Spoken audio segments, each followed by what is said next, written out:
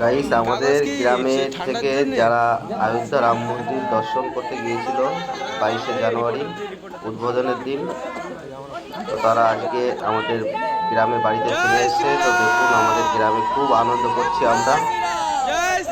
তারা ফিরে আসার পরে তাদেরকে আমরা কিভাবে ওয়েলকাম জানাচ্ছি। তো গাইস, তোমাদের গ্রামে থেকে যদি কেউ অযোধ্যা রাম মন্দির দর্শন করতে গিয়ে থাকে 22শে জানুয়ারি, তো তোমাদের গ্রামে ফিরে আসার পরে তাদেরকে কীভাবে তোমরা সবাই ওয়েলকাম জানিয়েছো কমেন্টে জানাবে।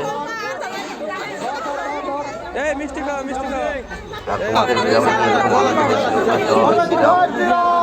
আমরা খুব আনন্দ করছি। আমরা যেতে পারি খুব আনন্দ করছি। তাদেরকে ওয়েলকাম জানিয়ে।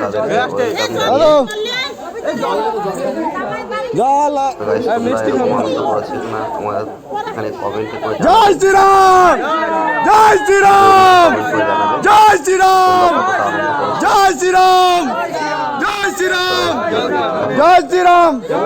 দাদা চল। জয় শ্রীরাম।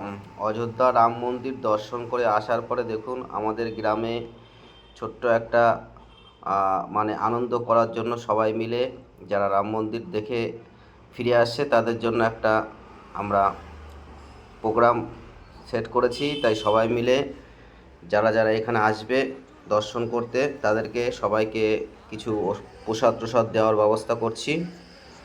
আমাদের গ্রামে দেখতে পাচ্ছ গাইস, কত লোক সবাই এসছে তাদেরকে দেখার জন্য, যারা রাম মন্দির দর্শন করে এসছে। জয় শ্রীরাম। সবাই প্রসাদ গ্রহণ করছে। সবাই দেখো, সবাই কীভাবে সবাই প্রসাদ নেওয়ার জন্য এসছে। আর খুবই আনন্দ হচ্ছে আমাদের গ্রামে।